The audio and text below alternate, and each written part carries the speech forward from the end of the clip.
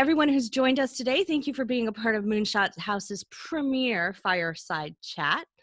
I'm Tracy Hazzard. I'm your host for the Fireside Chats, and I am really grateful to be a part of your community as well. I love the fact that this is an ecosystem and a network for investors and corporate leaders to get together and to expand our horizons, maybe go for our own moonshots in the process and take a look at what that takes by interviewing great people and hearing what the amazing people have gone before us, right? And so we can learn from all of that. So today we have David Walsh, and I can't think of a better opening interview for the Fireside Chats.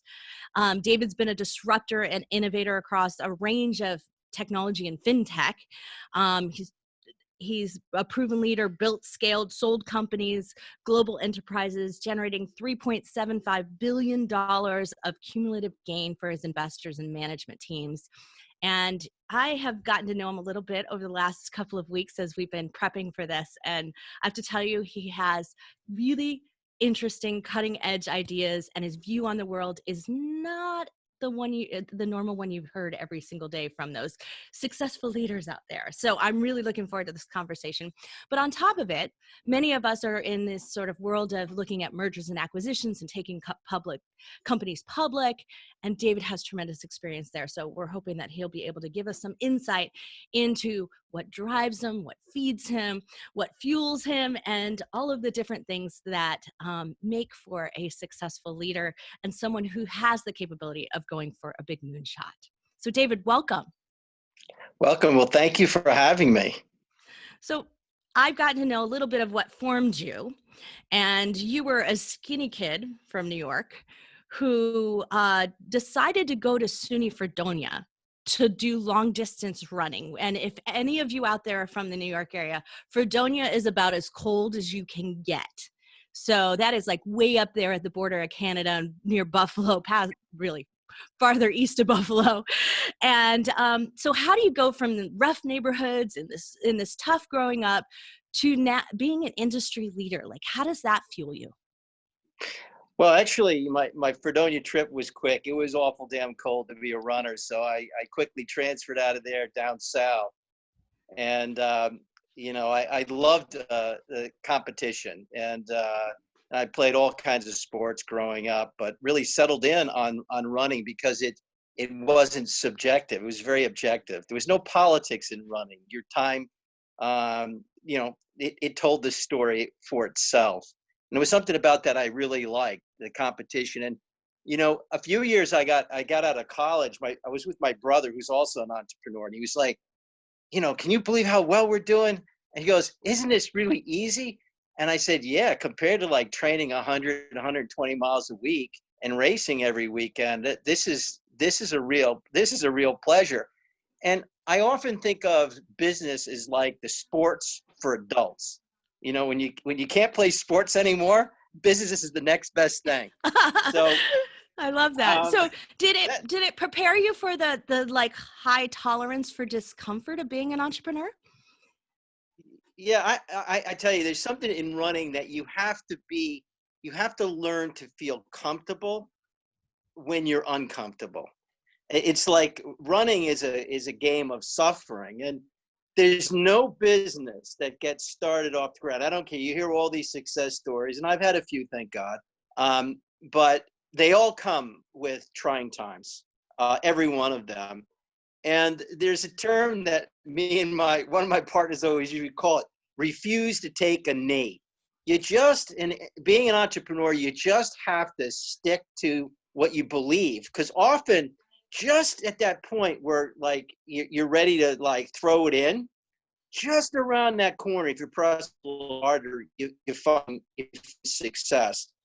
And often you can't see success from your current vantage point. Just think of the, Magellan, or think about Columbus when they sailed, half the people thought the world was flat. Well, you had to go out a little bit, right, to look to see what the next vantage point is. And being an entrepreneur and investor is a lot like that. You've got to be an explorer. And really, I think what's really important is you've got to be intellectually curious.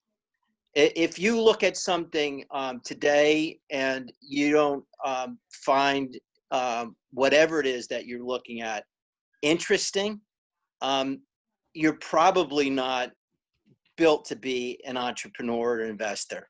Did you always Entrepreneurs consider and yourself an investors are entrepreneur? people. Did I you always? do. I Yeah. do.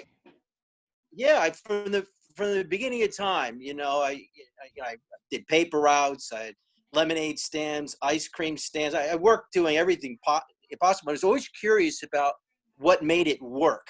Like, how does that work? And then the moment I understood how it worked, I figured, okay, well, this is going to change. Like, it's just, how can we do it better?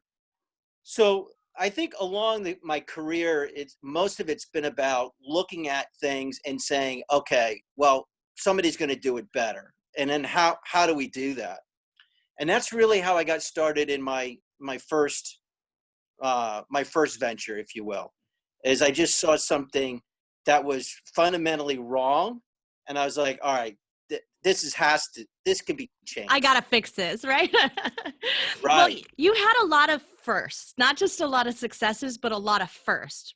You built the first automatic trading system.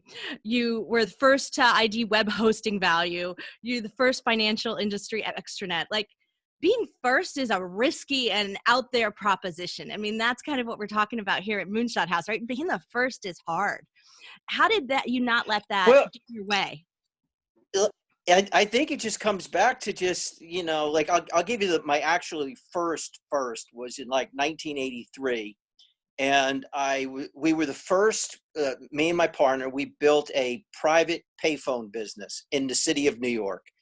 And the payphones was a utility, a monopoly by the Bell Telephone Company. But I used to like to go out to clubs on Friday and Saturday night. And back then, there was no cell phones. So if you lost a friend, you lost them for the night. It was really frustrating. The only way you could find him is you had to go to the payphone, wait in this enormous line, and then call your answering machine, leave a message. It was tough because if you left the club, you weren't getting back in.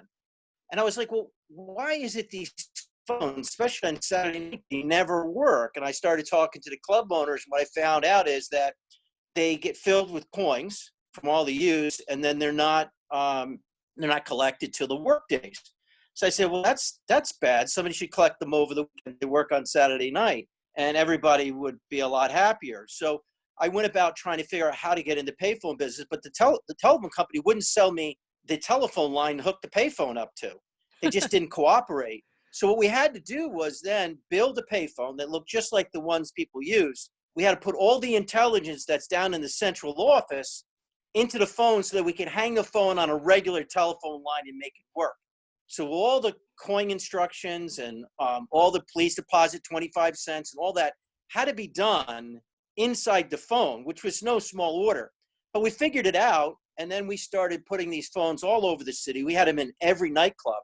And it changed the social aspects of going out because the phones always worked. And when they needed to be collected, they had telemetry, and they would call you up. They'd say, pay phone at, the area, please collect, $150. And so we knew when they needed to be collected, so they were always in business. So there's a perfect example of just seeing a problem, being met with an obstacle, but then overcoming it. So that was actually my first business before I even really focused on financial tech, which was, pretty much the vast majority of my experience. So how do you stay on the cutting edge of the innovation without heading into that like expensive bleeding edge? Because, you hear from a lot of investment groups and others, they don't want to be first. Yeah, well, you really, what you have to do is you have to be practical. You can't be, out there. Like, if every attempt is to split the atom, because as much as business, changes rapidly, and, you hear all these terms, change or die, or, the only constant is change. And that is all true. But for the most part, lots of things are incremental. Like, think about this call that we're on right now. Well, I think in 1961, AT&T demoed at the World's Fair in Queens the first video phone. That's 1961. So here we are, how many years later? 60 years later, and it's gone mainstream. So a lot of this technology that seems like it's moving really fast, it takes a while. So you have to be practical in some ways. You could be first, but you have to be first but you have to be solving a problem that, one, can be solved, and two, it really needs to be solved. And I have to tell you, one of the challenges is that a lot of old things that we're accustomed to doing, like financial trading. When I got into financial trading, I walked on the trading floor. I said, this makes no sense. I'm sitting next to the traders. Like, a lot of the things they were doing made no sense. Like, first thing I saw traders doing was arbitraging between the cash and the futures market. And they were trying to do the numbers in the head while listening to people scream at them from different pits and trading floors. They'd often get like confused and make mistakes. And at the end of the day, you'd figure out how much money you lost because of mistakes. So all I did is we quickly put some math together and bought some HPs, these little HP calculators, which are mini computers with a magno strip that you could put basic computer. And we put the calculations between moving between cash and futures and cash. So the guys on the trading floor, every time they traded, if they used the tools, they would make money. So we changed the market from speculation to, there was no speculation anymore. When you traded, you knew you were going to make money, assuming you could get the execution. But of course, that collapsed the spreads, right? Other people started to figure it out. But there was a simple problem that people just didn't know, that there was technology out there that could solve that problem. And so a lot of this stuff isn't difficult, and it's not necessarily evolutionary, it's incremental. And I saw the same thing when I left the trading floor and went to Mills and Allen, left Drexel and went into the money markets business. It was shocking. What they would do is that pricing was all put up on large grease boards, these marker boards. So you'd have young kids, they'd be covered with ink all over their hands because they touched their face. They looked like hell. Their shirts were destroyed. And people are yelling prices. They're writing prices down. So this makes, like, for me, who was, computer savvy at that time, this makes no sense. So we completely automated the money markets. All the brokering of money markets went electronic. Completely transformed the business in about 1 year. And then the whole industry, once one person figured out how to do it, the whole industry moved very quickly. So sometimes you find a lot of, I'm sorry, David, you find a lot of like industries though are really set in their ways, I would imagine. And, I'm going to talk a little bit about the book you were featured in, but that's kind of what happens in this case, is that they just got comfortable where they were. And that's what you're really finding, a need that can be solved, but in an industry or a company that's really comfortable where they are and their positioning. Well, yeah, and what's interesting is that these old ways of doing things over time become pretty damn efficient, and often the new way to do it is less efficient on its, first pass. Right. In other words, that you take something that's analog and you go to digital and you go in reverse. It was like the first Cisco, IP phones weren't as good as the old TDM ones. They didn't have as many features, but they had promise. And so if you look at the markets, that was a perfect example. These open outcry pits where people are screaming at each other, that seemed really inefficient to me. But believe it or not, it was fairly efficient. But it wasn't going to last. You can't outcompete a machine that can move, data like at light speed, and people just can't process at that level. So when you look at stuff like that from, with a fresh eye and open mind, you say to yourself, that's not going to last. And once you're convinced it's not going to last, then you say, well, then why can't I be the one to be first at it? It's going to happen. And so at that point, it's just a question of who's going to do it. And usually one's going to do it is the one who just decides to do it. That's right. The one who takes the action, right? So you take the action because it's not, I wouldn't say to any of these things that were first for me that I think that it was some type of like I had more intellect or I'm smarter. I'd like to think my running background, gave me helped me to work. I think I outworked people for the most part, but I think I was just willing to say, okay, well, this is going to change, so I'm just going to go do it. And I wasn't deterred by, when things went wrong. I was like, well, yeah, that's just the way it works, like a bad race. I'm going to go back to training. Do you regret anything that went wrong or something you wish you took advantage of? Well, everybody, you make mistakes. One of the mistakes I made is I built the first financial industry extranet, and it was called IXNet. And after working with all these financial firms, it was clear to me like it was just a really inconvenient to be able to deliver content or to transact with any counterparty, because before you could do it, you had to put all this network in, and everything was proprietary. I said, geez, this makes no sense. Somebody should just build like a utility where all the financial trading firms just connect, and then you wouldn't have to build networks. You could just focus on the business of transacting and content and other things. And so I was like, and that's kind of how cable television works. You don't go home and have an ABC television and a CBS television, but that's how it worked in the financial markets. You had it on your trading floor. You'd have a different computer for every single service, a different network. So I decided, well, why don't we build a utility to do that? And it sounded like a good idea, but when you go knock on your first door and they say, well, what content can you get? And you say, nothing. It's like selling cable television. You only got the Weather Channel. And you'd say, well, Morgan Stanley, if you get on, then I'll get Merrill Lynch on. If Merrill gets on, I'll get JPMorgan on. Before you know it, I'll have something. And then people would say, well, come back when you have everybody. But that's called Metcalfe's Law. But I broke through that, and it really took off. Before I knew it, very quickly, in a couple of years, we had almost every trading floor in the world connected, and I sold the business. And I should have never sold the business. I got sticker shock, and because I couldn't believe it was worth this amount of money. I never intended to make that kind of money, so I sold it. I never should have sold it, because it's an asset, even to this day, would still be growing and very valuable. So that was definitely a bad decision, but it was fun in hindsight, right? Yeah. Well, there seems to be a common thread through many of the different things that you've done that, they sort of have this like network solution problems where you're creating efficiency in combining things and networking. And now I just saw this morning that you're chairman of the board of Isolate. And now you have Correct. this next new thing, which is actually, in a sense, like remote working out and creating that same network feeling and that extranet feeling that you have when you're within a company, and those security features. So you've got this common thread going on. Do you seek that out, or does that just seem to naturally come to you?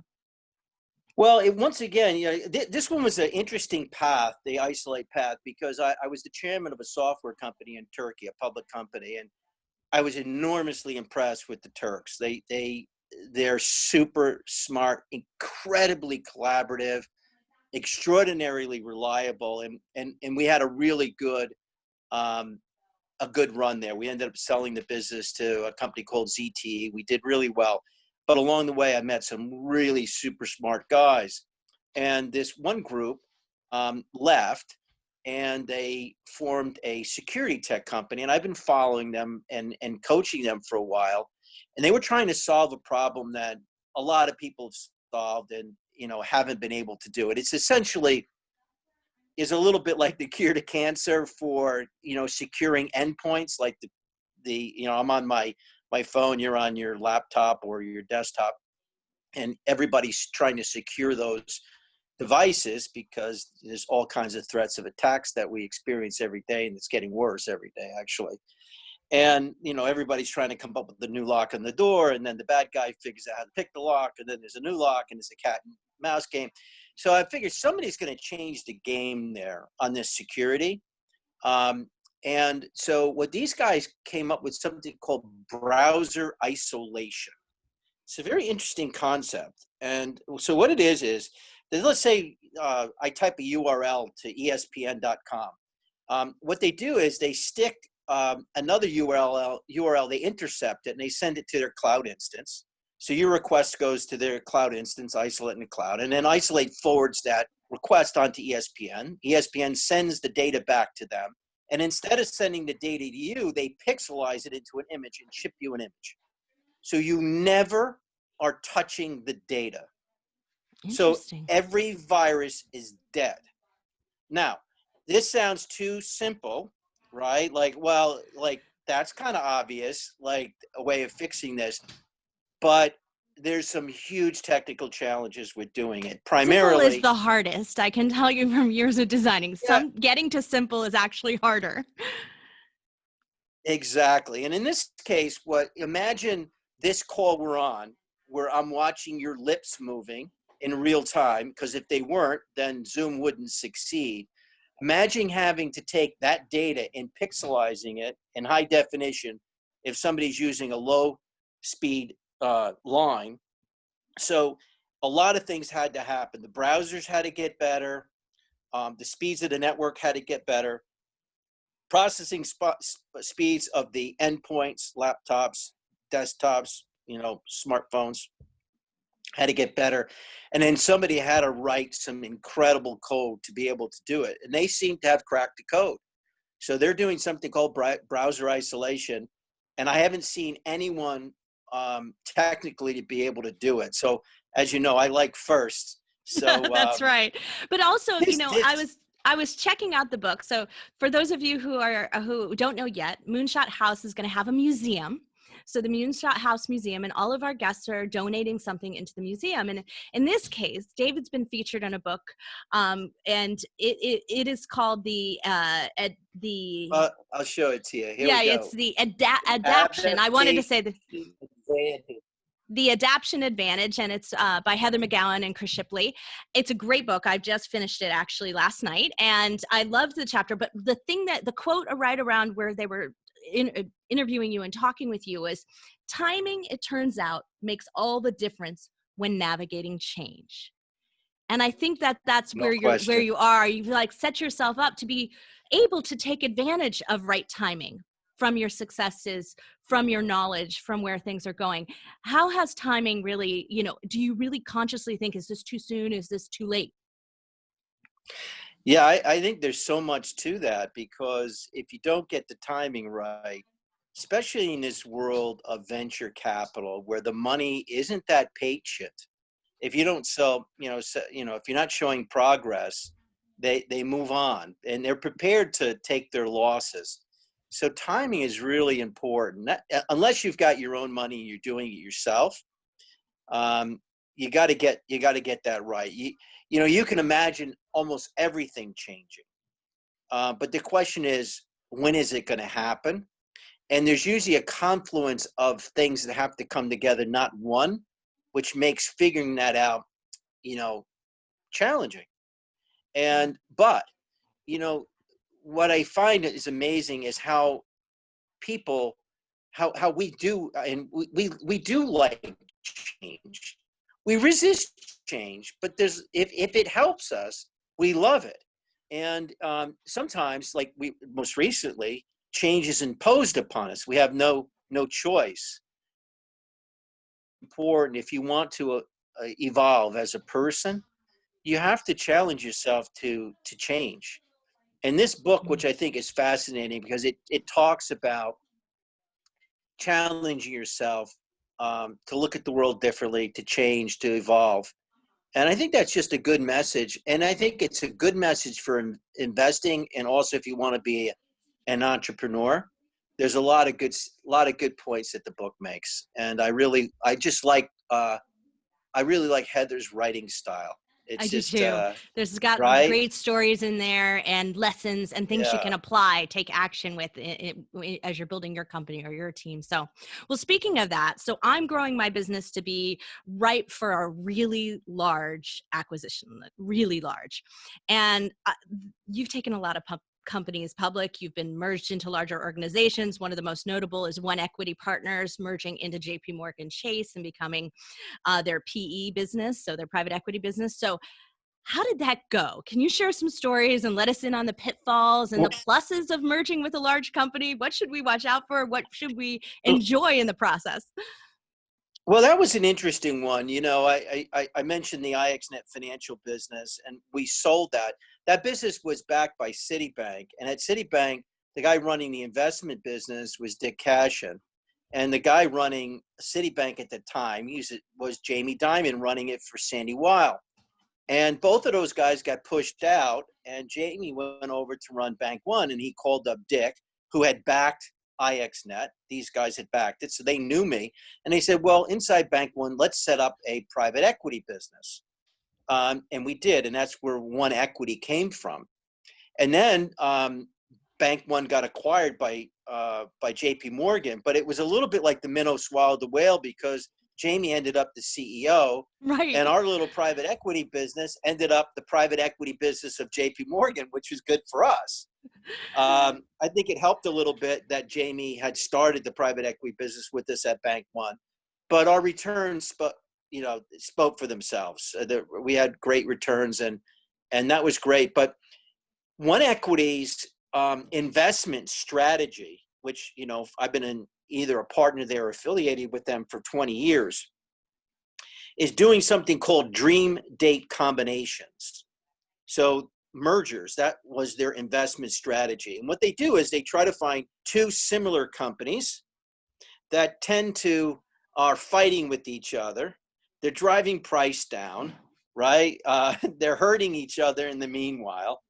And what they do is they convince them to put their guns down and team up by combining with each other to build a market leader. So what you find in investing is a huge amount of value. Number two is usually like the first loser.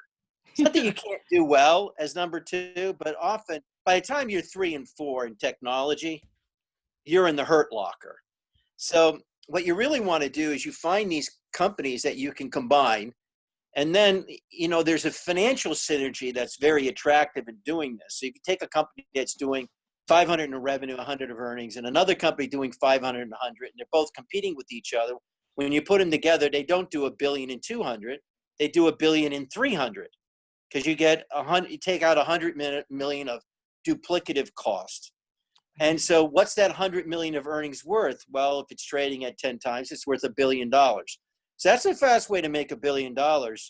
If you can successfully integrate companies, you can't just haphazardly put them together. That they really work when you do that. But if they're strategic, if the products are a good fit, if the cultures are a good fit, it's a very fast path to becoming a market leader is by doing these combinations. And at One Equity, we specialize. We did dozens upon dozens. We buy a company, and it wouldn't be unusual for us to merge it with another 4, 5, 6, 7, 10 companies before we would exit. And so that's also a point is, if you want to build a business and you want to get an exit at some point, remember that you're not an owner of the business. You're really just a renter, a temporary owner of the business. You're going to sell it to its rightful owner, and you ought to know who that's going to be before you start building your house. And so you really think about and this is where wisdom what's going to make them really like it later, right? That's right. You build a house for somebody else that they're going to live in. And, I didn't think about that early in my career, but I certainly do now. When I'm thinking about Isolate, trust me, I know who's going to buy that business. There's 3 or 4 companies that I have in my head, and I know how we have to build that business so that they're going to want to own it. So that's just something to think about, when you're an entrepreneur or an investor. Yeah. Well, wonderful. Well, you're always feeding on new theories, immersing yourself in new things. You're a continual learner. And I understand from your son, you're also a real data guy. He told me that you still keep a running log. So how does data and how do you learn? How do you gather data, stay informed, decide what's of value in doing that? So how do you know that you've got a valuable piece of information or a valuable writer you're reading? Well, I'll give you an example. My son got into lacrosse late in life, and I never played the sport, never even watched the game played, but I learned to love it. My boys played it. My son ended up going to Maryland and playing there. And I started to math out the game of lacrosse. Because I wasn't biased in any way. I didn't know how the game was played. And quickly I realized that many things about the game were statistically done wrong. Like they were mathematically playing the game wrong. Some very basic things. Sport's been around. It's the original sport of America. It's the native game. So it's not like they haven't had time to figure it out. But nobody took the time to figure out the math. So I had created a whole bunch of mathematical models and statistics for the game of lacrosse that nobody ever used to predict different things or to change how you play the game. So like basic things like initiating offense in lacrosse is better by initiating behind the goal than in front of the goal. I don't have time to go through that, but mathematically I can prove that out. But no coach was really thinking about that. I also proved out that every movement of the ball that's not an attempt to score has negative value.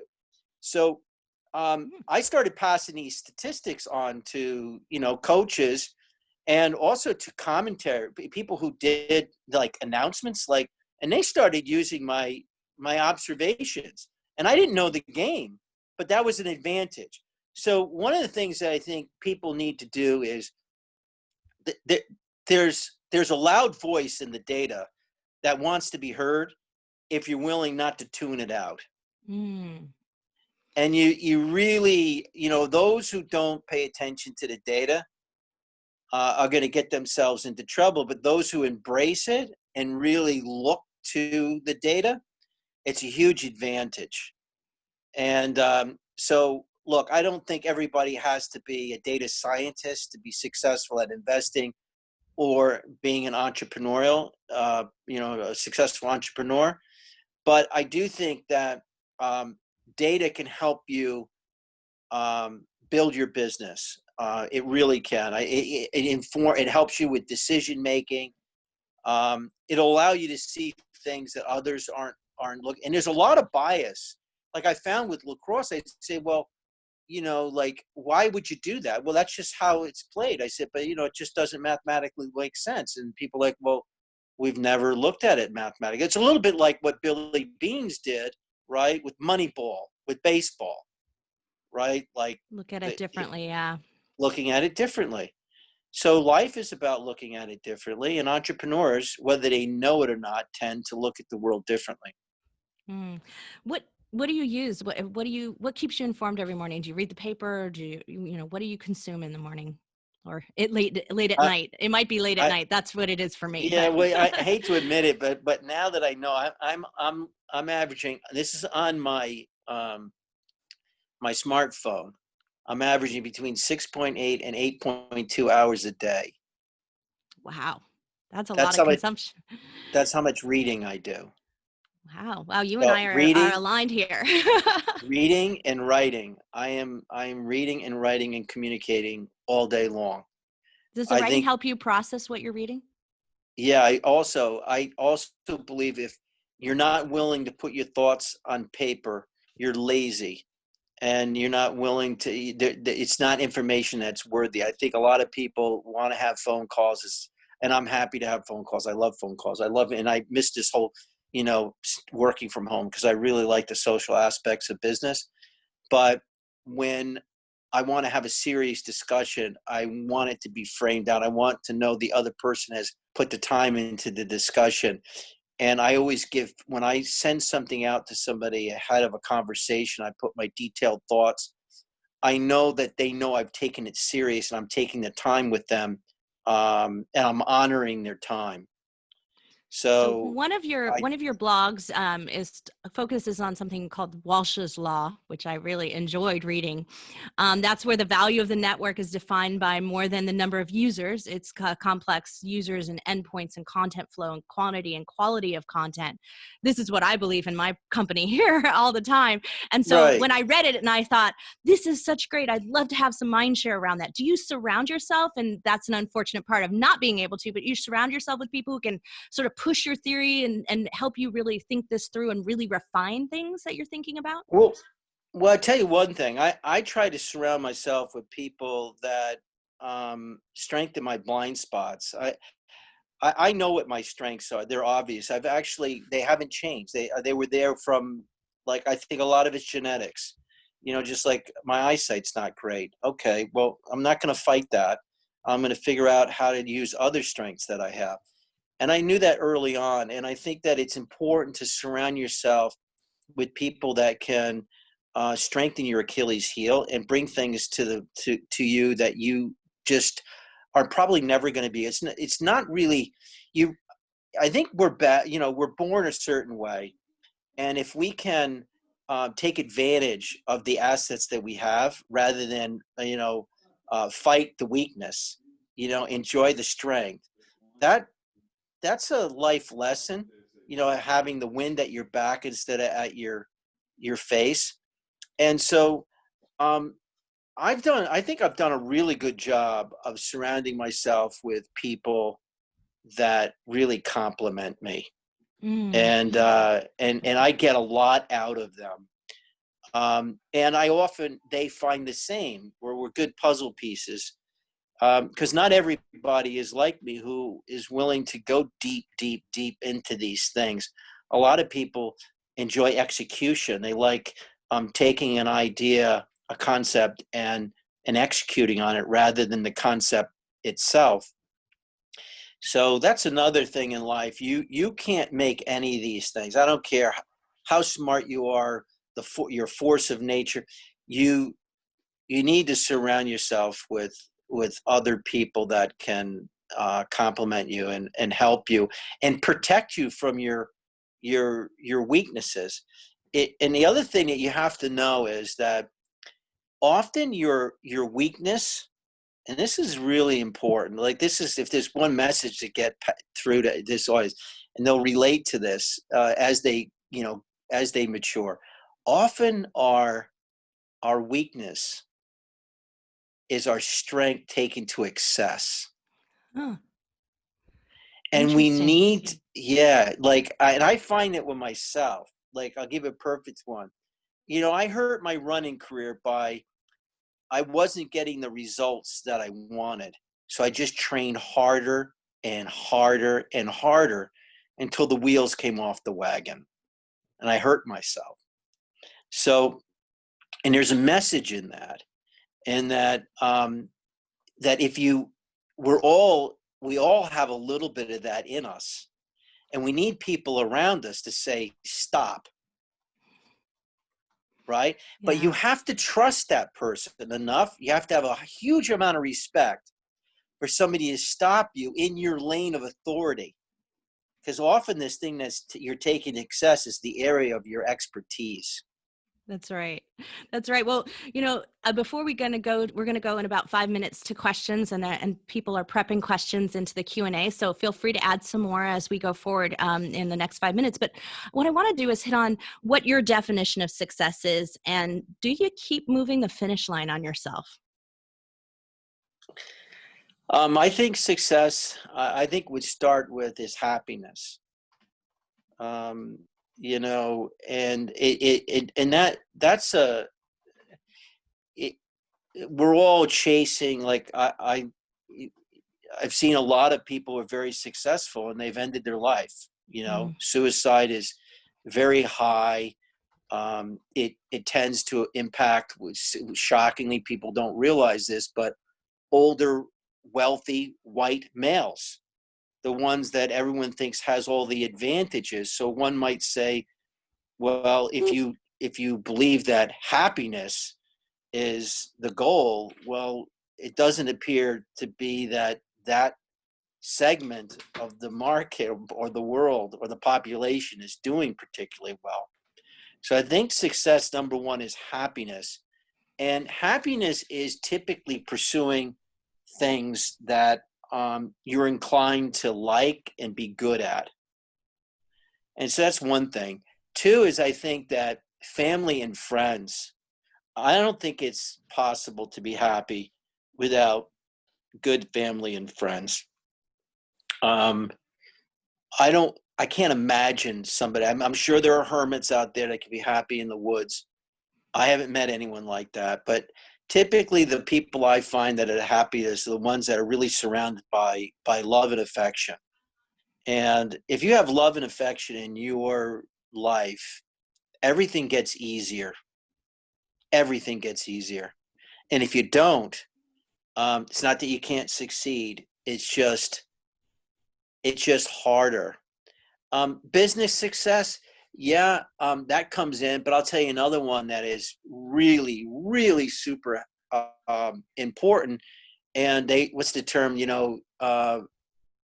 Youth is wasted on the young, Yeah. because we take everything for granted when we're young. We think we're indestructible, but your health, without health, um, it's impossible to even enjoy your friends and family.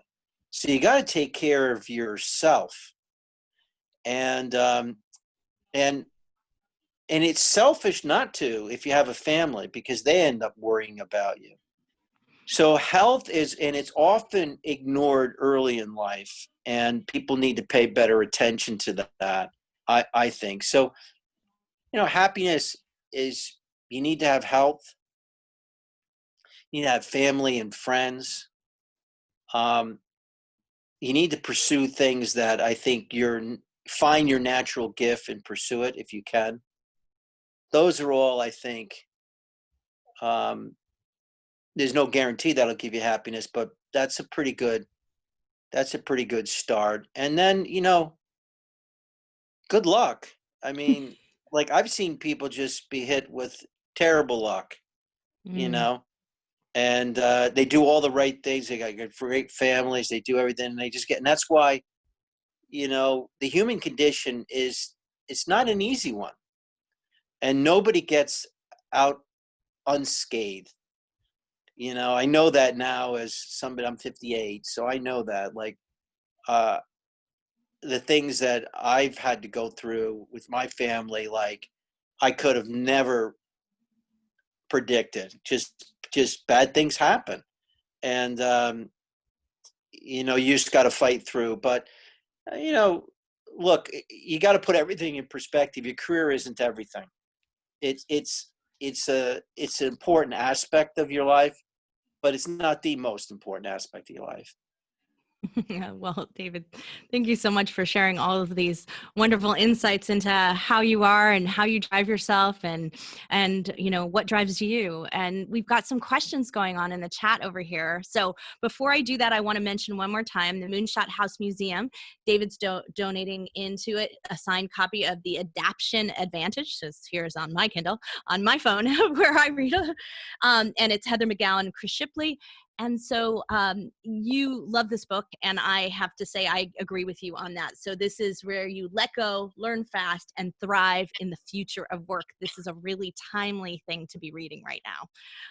So you may not want to wait for the auction in the museum, but then you could get a signed copy later. You may want to download it right away. So in the meantime, we've got some questions going on, and let's see. David, what is your view on the current economy, stock market volatility, and how COVID will impact us in the long term? Well, I have to tell you, I'm absolutely stunned at the market's performance. I mean, we've got 20% unemployment, and you've got NASDAQ breaking all-time highs. I actually think there's going to be a little bit of a dead cat bounce. I don't, and I'm an optimist. So let me tell you what I think is happening. I think that enormous amount of people were let go, so unemployment skyrocketed, GDP dropped like a rock. But people still have their money, so the markets, where are you going to put your money? And with money markets trading is at zero, and fixed income, so the equity market still seems to be the place people feel comfortable putting their money, and I think that's held the market up. I think that we're opening up the economy, so people are racing back to work, and that's giving us all this false sense of security. At least the market, I think. But I think that'll run out of steam here, as the virus runs out of steam. What I think we'll find is that we're not going to run back to the place we were. We're going to run back to, a place would put us on a sort of, I think, like a mild recession. And then I think we're going to have to fight our way back, and it's going to take a few years for that to happen. I think we'll get back faster than the meltdown from the subprime meltdown and the real estate meltdown 10 years ago. I think because, the confidence in our banks to get through things and our government to get through things will allow this recovery to be faster. But I don't think we're going to go back to an instant great economy.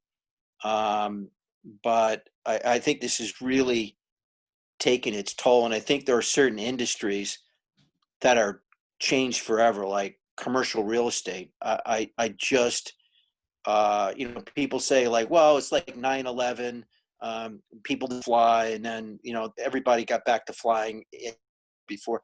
I wouldn't say that's going to be like commercial real estate. I think that we're going to be mobile working. I think we're going to be remote working. I don't think we're going to be working like we used to work. That doesn't mean offices are going away. They're not. But I do think that that's going to be an industry. And since it has a physicality, it can't be transformed like a digital company. Like you just pivot.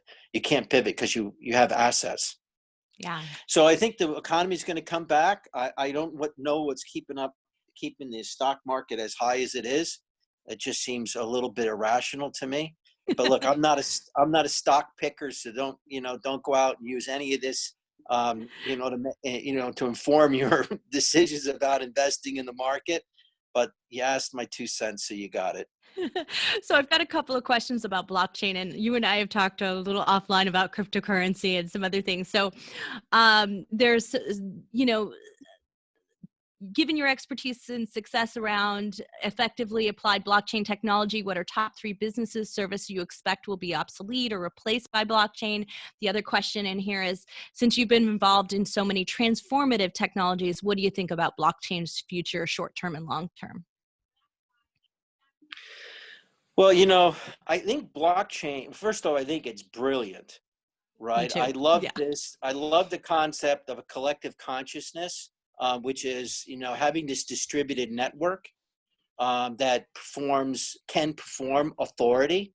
So if you think of cryptocurrency as an example, and I think cryptocurrency is the killer app that makes blockchain work, but you don't need an authority like to make it to like. So if I were to share money, with you, Tracy, like if we wanted to just transact, we don't need to have a bank in the middle of us. We have a bank in the middle of us because we need trust.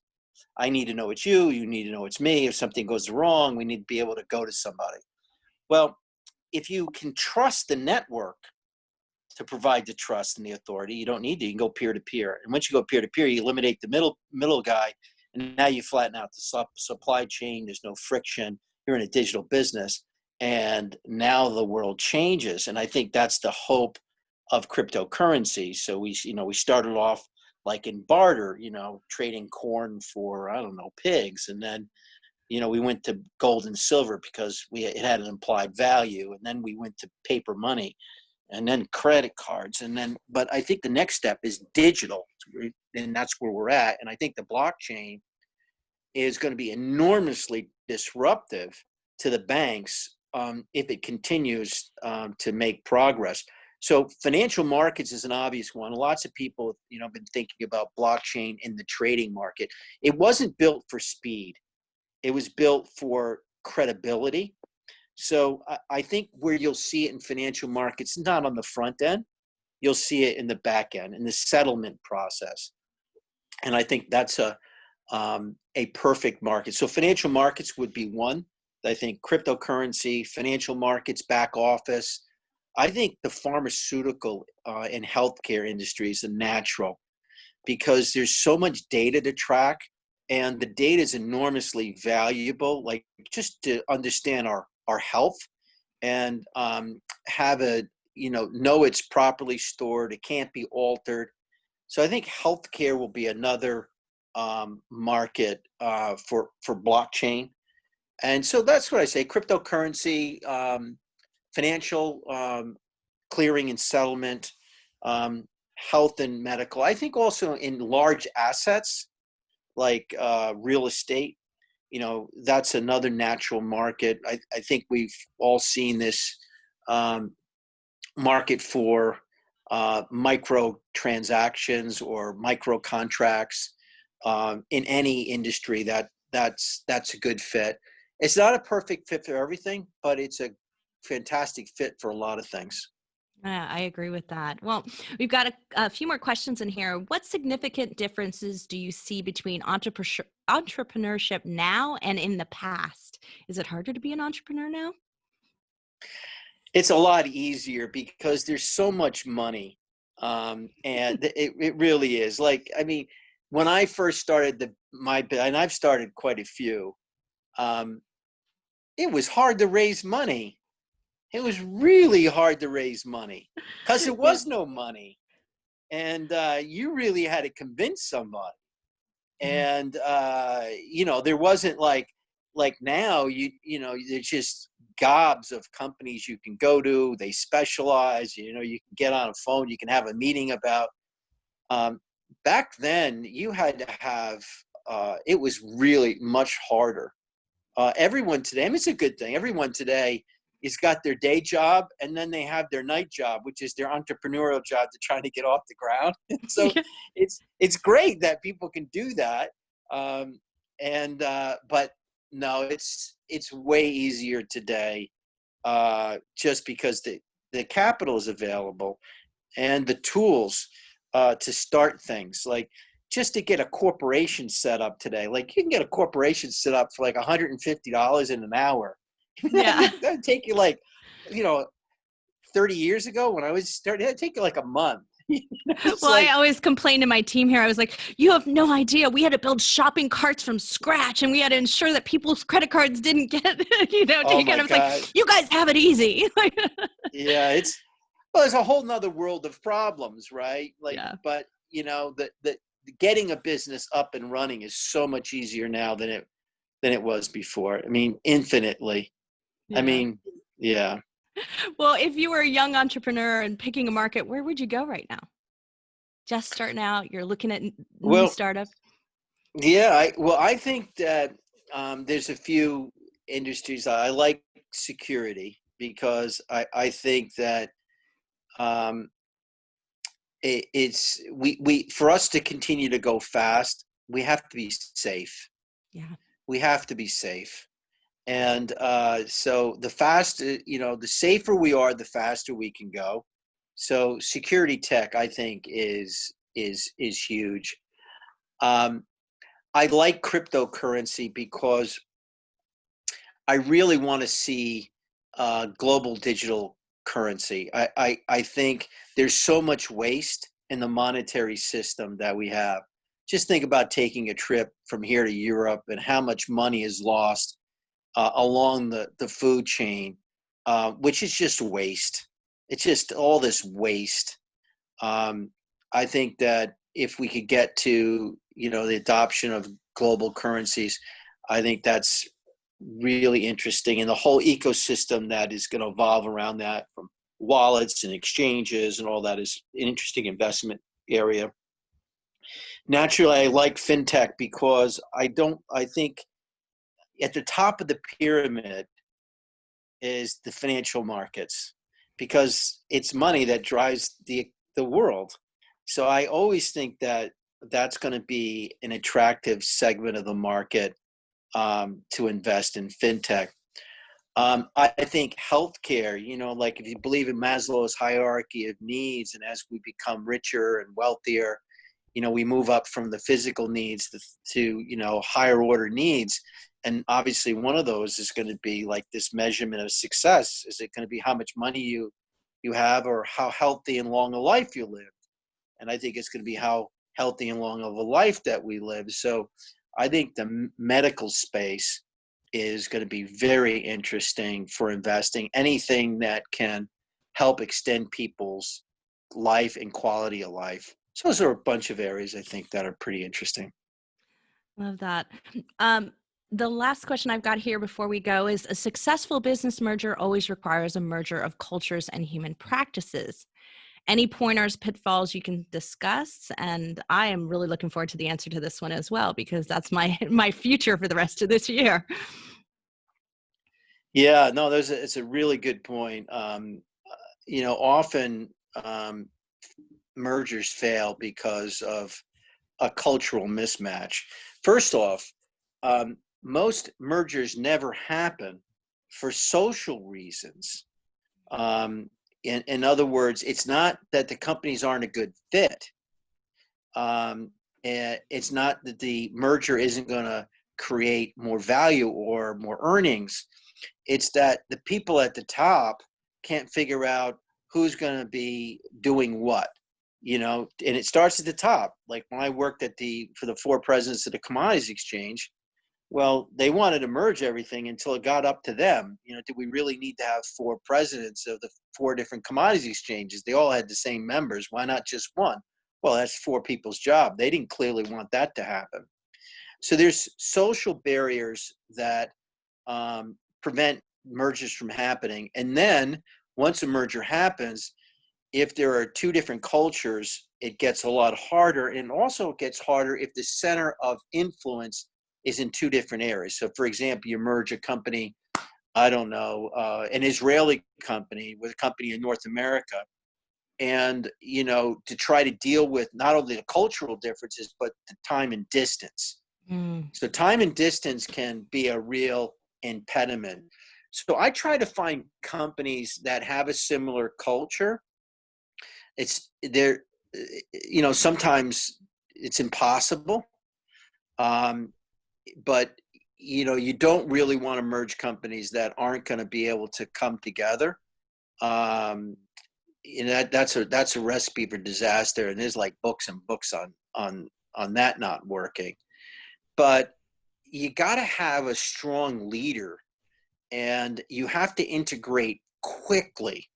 So before your merger, like I think most of the mergers succeed because between the times of signing and closing, which is usually months, you have plenty of time to figure out how these two companies are to come together. And you've got to do it quickly. And what really ends up disrupting a lot of mergers is that the execution is so long and delayed. People get tired and frustrated. They get stressed from the uncertainty too, right? Yeah, and that's why day one you really want to get rid of if there's redundant people, you want to rip that Band-Aid quickly, because if everybody's wandering around wondering if they're going to go. So the other thing that I would tell you, it's really, really super important in a merger, probably the most important thing, is up front in the two merged company, you have to identify what I call corporate property. Don't think of it in a negative way, like I'm saying people are property, but think of it as a positive way, that they're inside companies, incredibly talented and important people, and they often don't have a big title. And often the people at the top don't know them, but they're the exact assets that make the company work, right? So you have to identify those people before the merger, draw a circle around their names, and you have to speak to them and make sure they know, how valuable they are, and make sure the incentives are in place to keep them in their seat. Because I've seen lots of people do mergers, and the talent walks out the door and they're like, whoa, I didn't lose any of my senior team. Yeah, you could have lost most of the people in your senior team. You lost your number one developer. You lost your rainmaker salesperson. Like, there's a lot of talent inside these companies that aren't at the executive layers that are critical. So when you do a merger, that's like the number one thing.